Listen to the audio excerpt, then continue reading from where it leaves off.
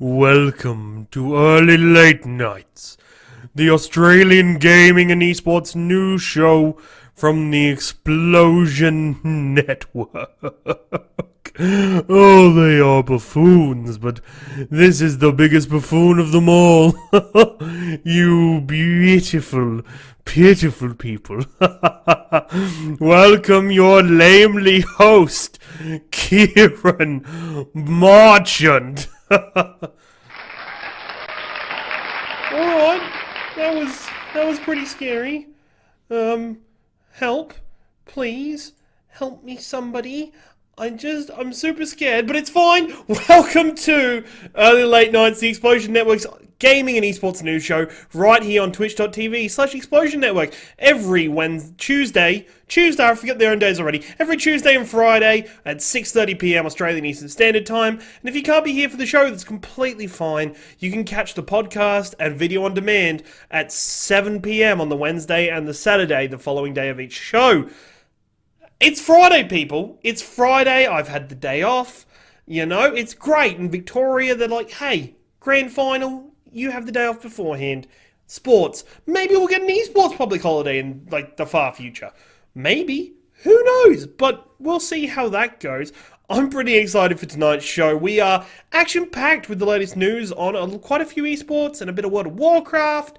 But it made me really happy today. Made me super happy to look and see that Telltale's job fair went awesomely. There were so many companies who came forward to the job fair to get Telltale Games, people who have lost their jobs recently because of its closure, to give them jobs and opportunities in their respective businesses.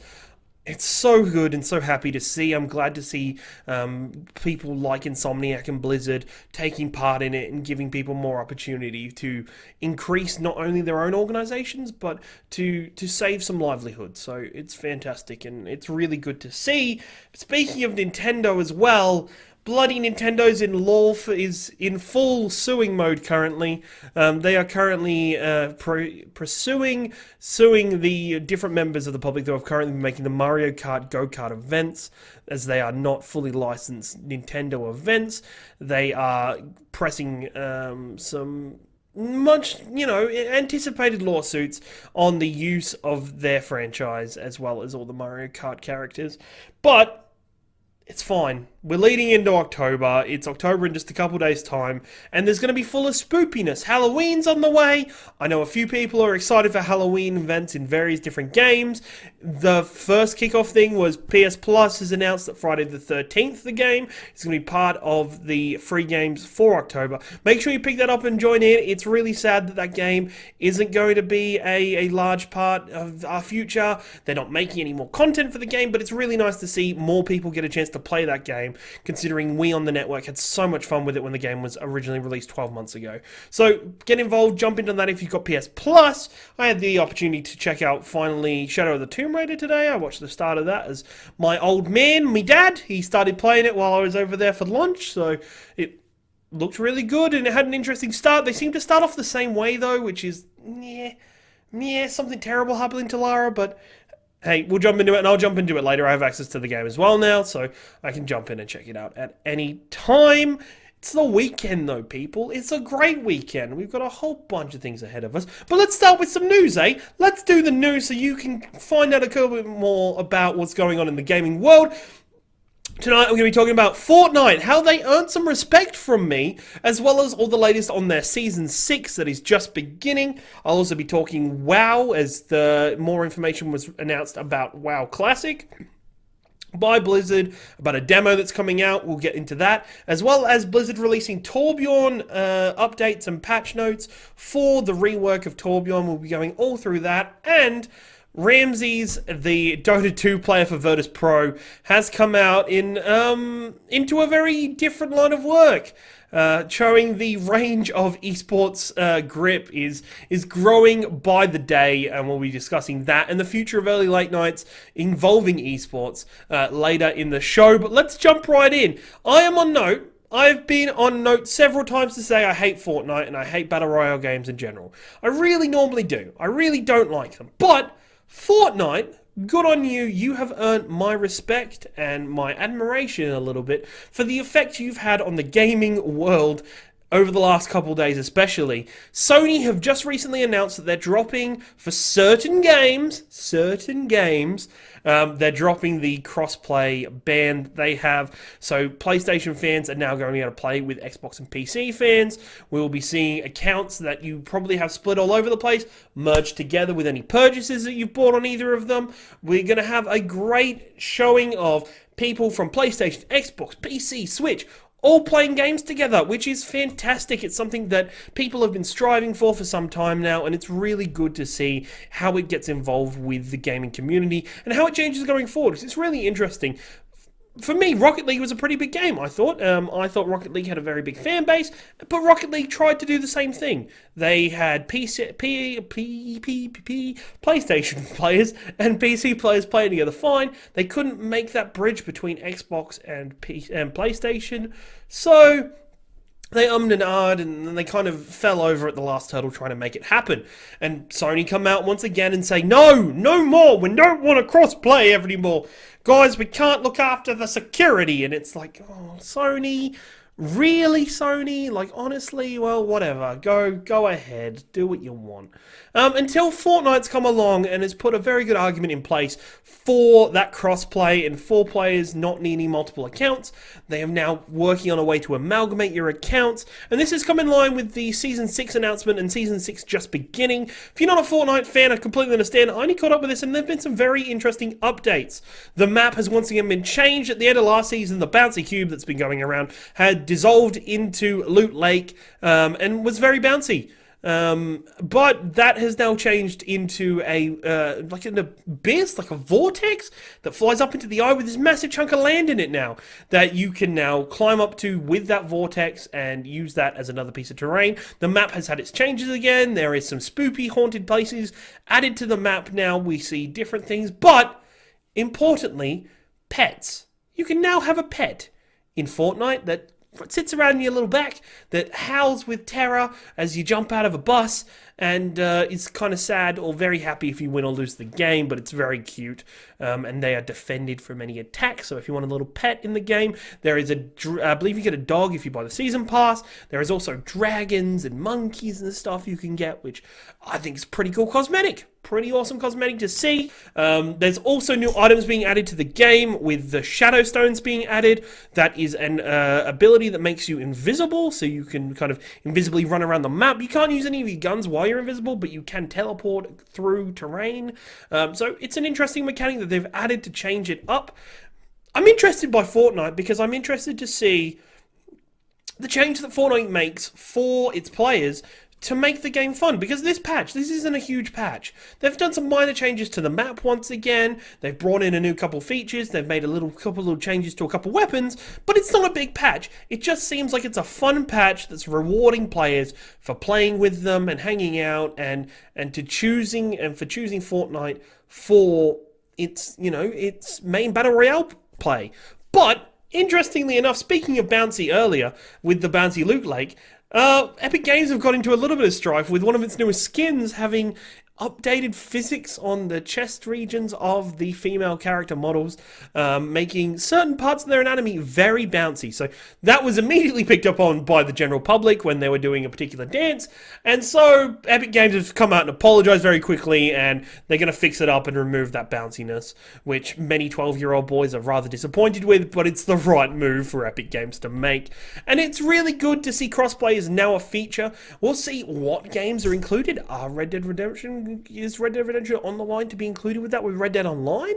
Maybe. Even though PlayStation is getting content earlier than the Xbox, will we see the cross-compatibility with the consoles having a chance to fully operate for Red Dead? And Sony have kind of done it in a way that gives them the right. They are still in control of the situation. They still get to say which games get an opportunity to be crossplay. They get an opportunity to comment and change anything, and to allow games not to have that feature. So it's really good. It's, you know, it's not a full commitment from Sony to make crossplay a normal part of our everyday lives, but it's a step in the right direction. And I think, as I've said, they have earned my appreciation, Fortnite and Epic Games have, for using their fan base and using the force of their game to make Sony change. It's what we needed. It's what the gaming community needed. So we'll see. There are balance changes happening with stuff like if you play with a keyboard or mouse, you will be playing against other PC gamers. And you can switch from keyboard and mouse to controller mid-game, but if you start with a controller, you can't all of a sudden switch to a keyboard and mouse. So there are going to be those changes to try and balance it up a bit, to stop keyboard and mouse users having a bit of an edge over controller users. So, hey, we'll see. We'll see how that goes, and we'll see how Fortnite continues to grow with any eSports events and more interactive events happening in the future. But let's go to World of Warcraft. Over to Blizzard, where I go. We've got a Blizzard doubleheader happening on the show today. There is all the Blizzard news coming from them. It has been recently, well, not recently, last year at BlizzCon it was announced that WoW was getting a classic mode added, so we could go back to the times of Azeroth, back before the Lich King struck, before Deathwing flew over and fucked it all up, before Pandas run over. It's just the basic Azeroth as we first discovered it. I don't know what that was. As we first discovered it on our first arrival in Vanilla WoW. And I'm really excited and interested in this change. I'm really pumped to see where Blizzard want to go with this, you know, with this setup, because as the trailer shows, and this is an old trailer from BlizzCon last year, of the rewinding of time, of everybody going backwards, of all the events that we've experienced throughout Burning Crusade, Wrath of the Lich King, Mists of Pandaria, Cataclysm, I did those in the wrong order, Warlords of Draenor, and the two that just happened, losing my mind a little bit, Legion, and Battle for Azeroth. I did it! Yes, everybody! Let's just write this off already, guys. Write this topic off. No, we're going to be going back to a time where things are a lot simpler. There is a lot less races. A lot more races are going to be locked down to their classes. Gold's going to mean something, people. Gold is going to have an important value, because back in those times, gold is ridiculously... Oh, it's so hard to build up a large amount of gold. So gold farmers, good luck with that one. But what we do know now is that November 2nd, in relation after the opening event of BlizzCon, the demo will be open for WoW Classic, with one area for Horde and one area for Alliance open for people to test. If you have a BlizzCon ticket, you will be able to access this demo. This demo is going to be running all the way till November 8th, but that's just a rough kind of time span. There could be a lot more going on for it. They could extend it to do some more tests. You will be playing on the same servers as BlizzCon members, so it's interesting to see that. Are we going to be playing on American servers here in Australia? Will there be Australian servers for the demo? So I don't know how good that's going to be, but we are going to get a taste of that original WoW goodness. And many people are probably like, why do people want this? Why do players want this? WoW is now at a point in its life cycle where the numbers are gigantic. The amount of experience that you need to level is so big. It's so complex. There's so many different specializations, so many classes, so many different things to do now and places to go, that they just want to go back and experience it at its purest in the original World of Warcraft update. The original game that so many of us would have seen in those $2 discs that you would have saw at Targets and Kmarts and everywhere all over the world. You would have got that little demo disc with a 2-week free trial before you paid your subscription. That's the WoW that you're going to be experiencing now. And I'm super excited to see that. The world of Azeroth has changed so much. It'll be like a walk down memory lane for many players. You'll see many characters that have either passed away or changed or transformed, or we just haven't seen in a while. I'm super excited and super pumped to see how it changes and how the player base takes on to WoW Classic and see exactly what it leads to for the player base. Because I'm excited. I hope you get involved, so buy a BlizzCon ticket. It is $70 in Australia, so that's kind of scary. You do get a whole bunch of stuff if you are a player of Overwatch and Hearthstone and all of that, but it's an interesting format to see.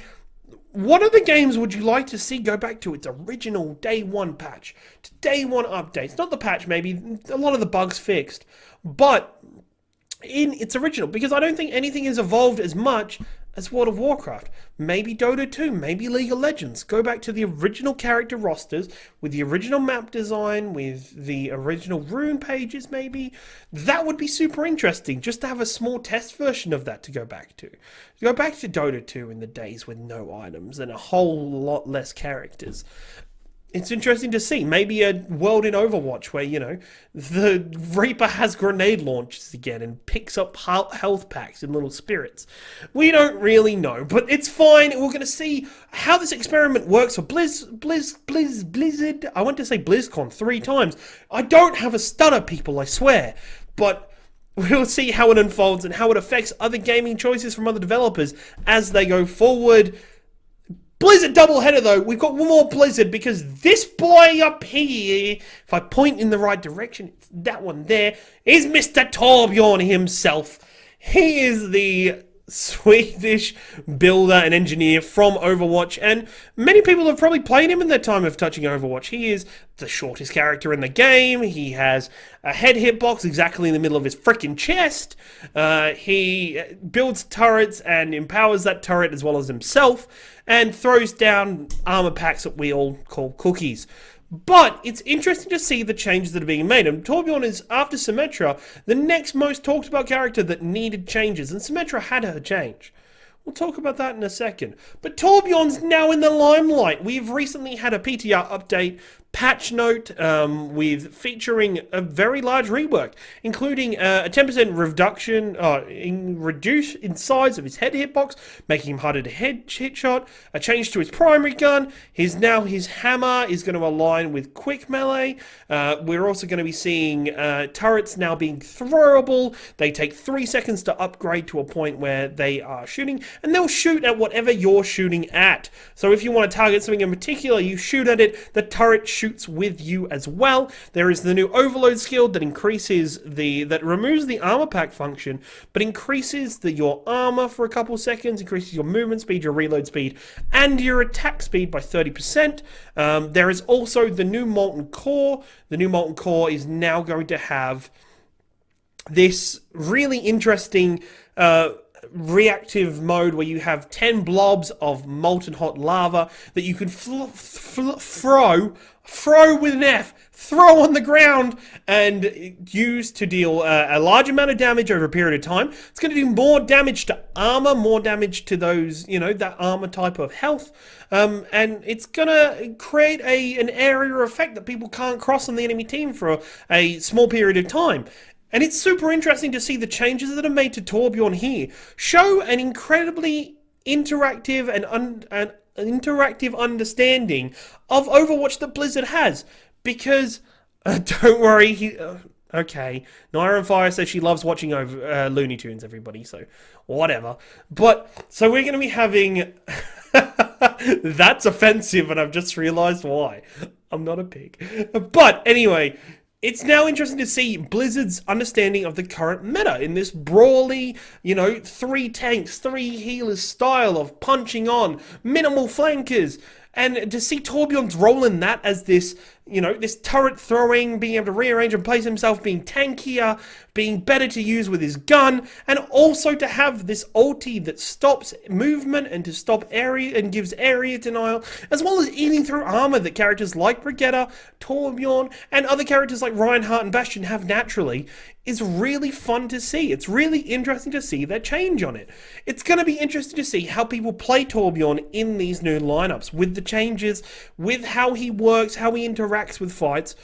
But the problem is here is if we look back at previous reworks that Blizzard have done, Symmetra is the most recently... Oh, Daffy Duck, okay, sure, Daffy Duck stutters as well. But recently... Symmetra's had her rework. She got changed from a support character to a DPS. A lot of her, everything got changed about her. Her teleport became an ability. She got this giant wall as an ultimate. She had the 2 rates of fire changed up and did a lot more damage. And it was an interesting change, and people have accepted that change. But she has not found her place in the meta. She has not changed how she is used. She is very rarely used in professional Overwatch. She is limitedly used in normal play. She still has one of the lowest pick rates of anybody in Overwatch. And that's what the thing is, that the stigmatism and the understanding of the player base of how Symmetra is used is not changed from the support Symmetra of old. Her impact has not changed. She's still different. Her turrets are completely bullshit. But she is not used to an equal extent of other DPS. She's not, you can't be like, I'm swapping this DPS in and this DPS out, There's not that change. There's not that differential. We don't have that. So I'm really hoping that Torbjorn, with his place currently, with the looks of what they're doing and where they're moving their pieces, if he can have a better interaction with the rest of the roster in the current playstyle of Overwatch. We've only really got time to see. Go jump on the PTR if you want to check out the new Torbjorn. It looks really cool. They're also updating all shield effects and shield animations. They look completely different. They kind of can show where they're being hit from more clearly now. Farah's got a large rework with her rockets and how they are used, as well as Brigitte getting another nerf. 100 off that shield. It'll be much quicker to take down. You won't feel like you're firing into it doing nothing. It's really interesting to see the changes in the place that we're going with Overwatch, with the upcoming Overwatch Contenders Season 3, and with Overwatch League coming next year. We will see a wide range of changes coming in the Overwatch meta, I hope, that will show players how to use characters. Sombra is such an interesting character to use right now, and because of her use in Pro Overwatch, she has grown, but she's still one of the lowest picked DPSs in the game. How can these changes affect? She got changed as well. How can Blizzard see the changes that they're making? Overwatch and a lot of MOBAs and other games are really interesting because they can make these changes to their rosters. They can add characters, change characters, buff and nerf characters to change the game and alter its formula. So, how do we see that? And how do we use that in the future? It's an interesting question, and you'll surely hear more about it right here on Early Late Nights. But let's move on to some more esports. Funnily enough, Ramses. This man right here, I know where to point now, kind of. This man right here is a Dota 2 professional player for the Virtus Pro team. He is fantastic and is well renowned within the Dota 2 scene.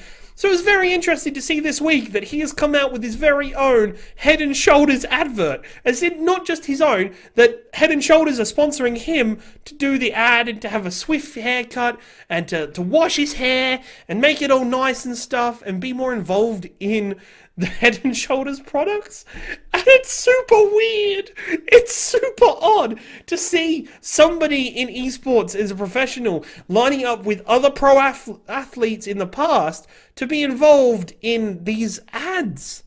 It's really interesting, and this shows the change in representation of esports, especially in Europe. In the CIS and European regions, it is very big. Esports in general. The involvement of their people is very high, with more and more people attending events, and bigger and better events are being held in the different regions of Russia and Ukraine, and I was going to say Ethiopia, but Ethiopia is not the place I was thinking of. I don't know why I was going to say it, not a European country, but it is really good to see that growth, that companies are now looking at esports as a place to sponsor, as a place to be more involved, and it's super fun and super good. And great to see the growth. And I've spoken about the growth of esports previously on Early Late Nights. If you watched my interview with Punk last week, I discussed that probably in brief as more Overwatch. But this is where I get to announce it now. I said it was tonight and I lied because we only did it about an hour ago.